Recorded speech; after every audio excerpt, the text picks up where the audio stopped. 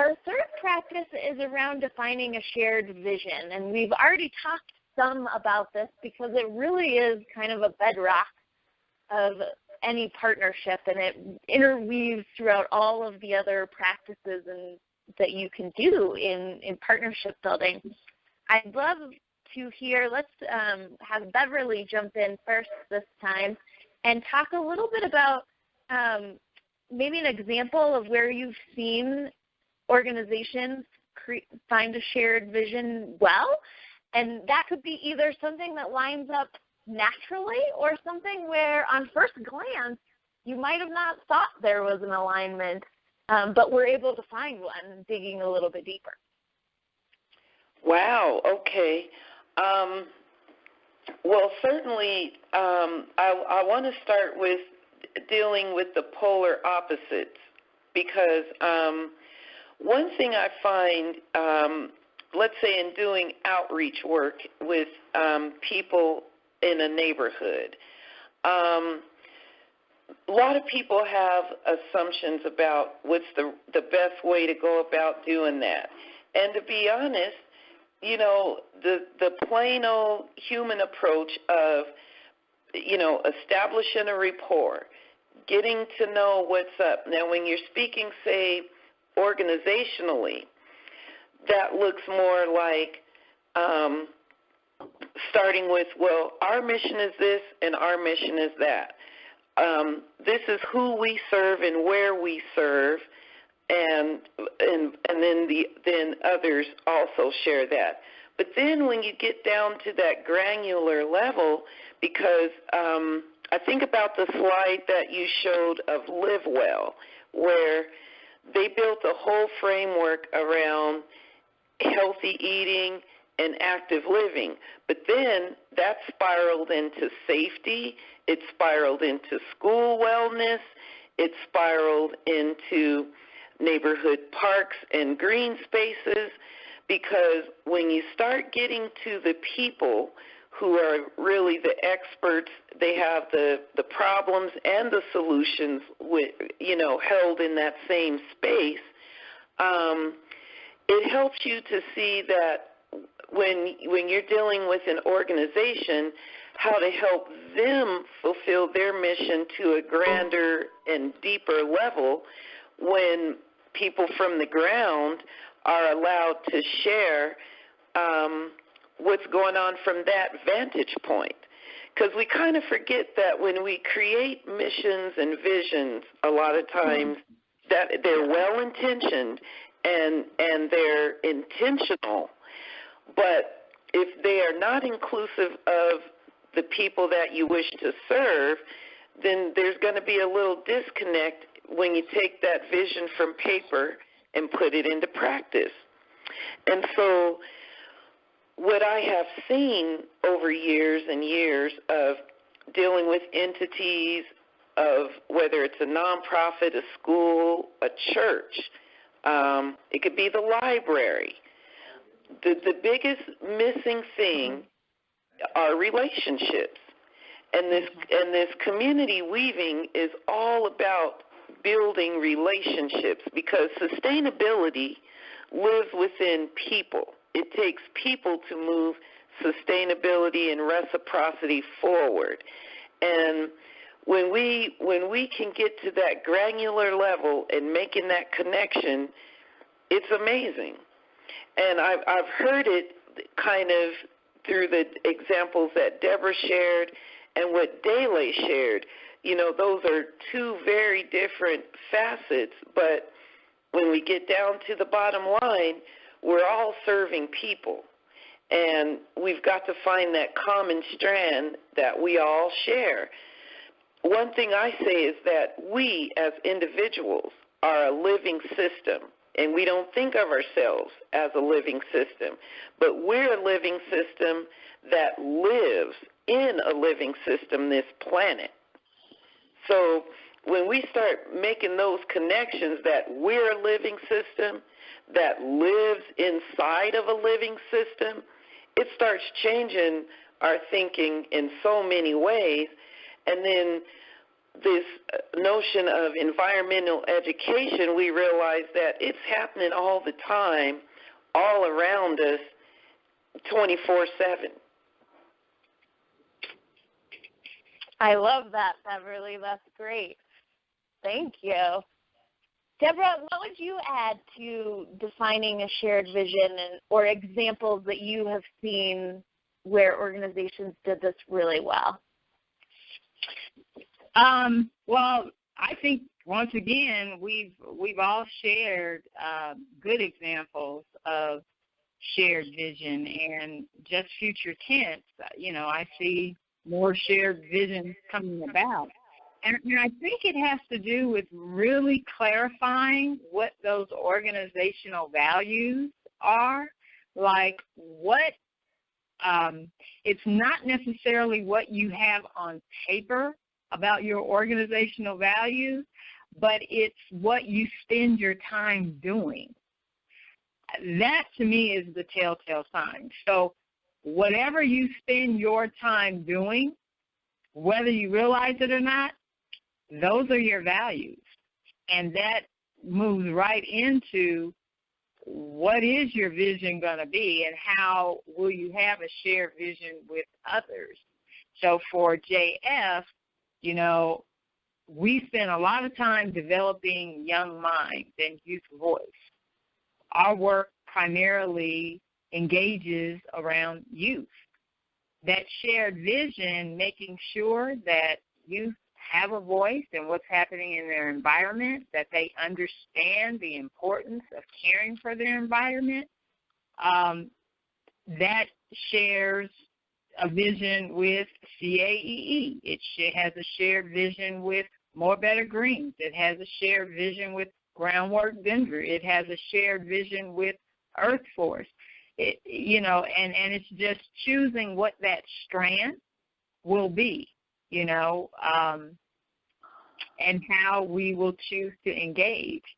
So I guess if I were going to say in a nutshell, for any organization that is doing this work, to really look at their organizational values, not from the perspective of what they have on paper, but what they do. What they do day in, day out. What are their conversations about? And who's included in those conversations, I think goes right into what those shared values and what those partnerships are going to look like. That's great advice, Deborah. Great practice for us all to think about. Daly, what would you add to the shared vision conversation or any examples you know of where this has worked really well? Well, I think that defining a shared vision, although we haven't put these into a specific order as we've been going through them, but I think that defining a shared vision is one of the earlier steps to a collaboration or a partnership. I think that's what's really going to drive the following best practices, is being able to define that shared vision from an early point and knowing where the organizations are going to align, and then working from there to figure out organizational value and ways for reciprocity. I think that all is all going to derive from defining the shared vision. And I think that an example from us is what we're doing with Denver Public Schools. Both our organization and Denver Public Schools have defined a shared vision of wanting to increase access of healthy produce to students in Denver.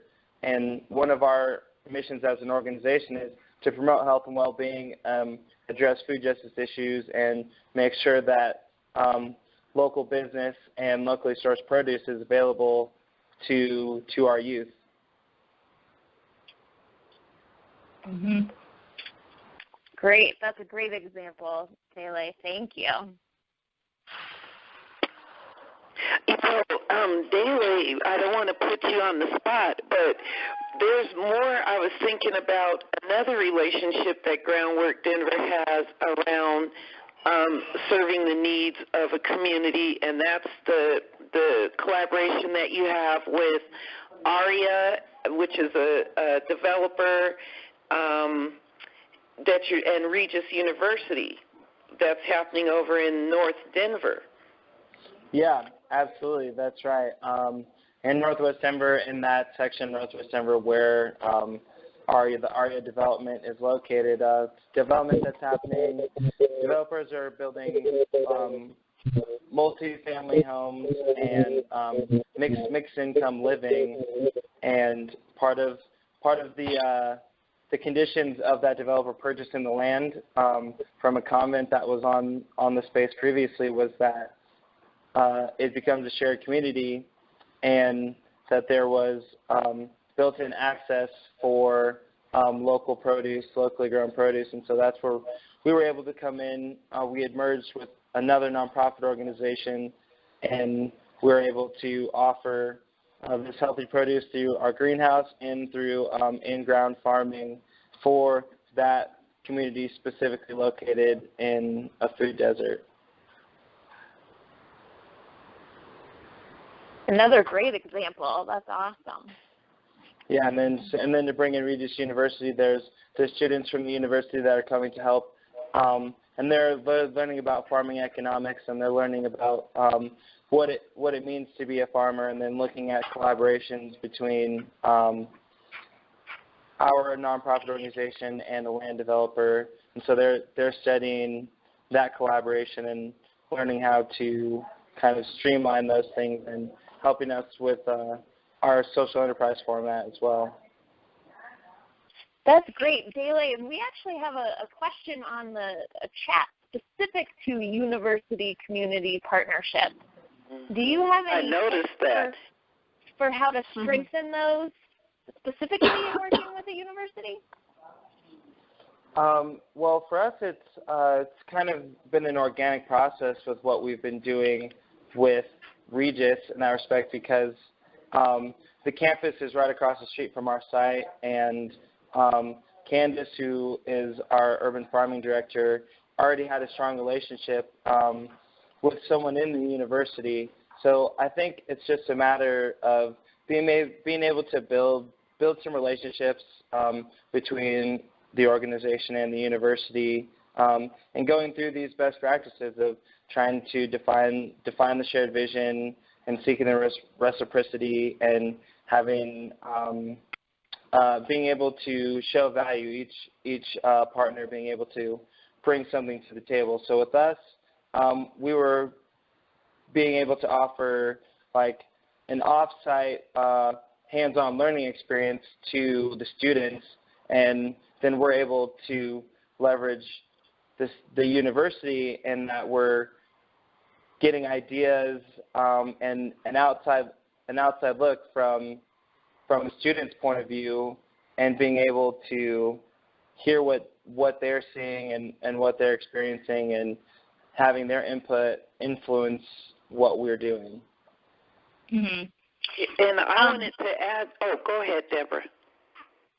Well, yeah, and I think, well, first and foremost, the question said if you could give one tip for how to strengthen this type of partnership, what would it be? And so JF, we partner with Metro State, we partner with Regis University, and the Center for Urban Education, which is UNC Lowry. And each one of those partnerships has a different, a different component to it. They don't overlap. So once again, I'm going to say that the number one key thing for me is having the connection with the right department and the right person. The right person is key, and developing that relationship with the correct person, and then defining, once again, clarifying, how would this partnership move forward? What is it? What is the need? What is my need as an organization? What is your need as an organization? And then collaborating on how we can meet those needs based on being with the right person. Universities are huge, and you can find yourself in a lot of different arenas and engage in a lot of different political stuff if you don't, if you're not with the correct department or the right person and building relationships. So that's what I would say. Yeah, I think that's a strong point, Deborah. Is you definitely do have to make sure that you connect with the right person first. Yeah, and I would just dovetail that to say department is key to supporting community work, because I've been in numerous university community partnerships. Usually the university's role would be to provide technical assistance, research, sometimes staffing. But the common thread for the university department to be able to be engaged was there was either a class or a need for the curriculum to be supported somehow in the community. You know, something that the I don't want to call them youth because they're definitely older, but let's say the college students, something that they are studying, they needed to learn something in real time, so to speak. So that's how a lot of university community partnerships come into being. And just like we've been saying throughout most of the day, even with those partnerships, you have to be clear on what benefit the university is bringing, and then what benefit the university is receiving as a result of the community interaction. And that's so easy to build and create. And so the strongest way to begin that would be with whatever the mission or the need is that you're serving at in the moment. And it would even maybe tailor what university partners would be appropriate to reach out to. For example, in my experiences, I've interfaced with Naropa University, which is doesn't offer all the same things a traditional university does. Then I've had partnerships with University of Denver Law School, or but it was all driven by something that was needed in the moment.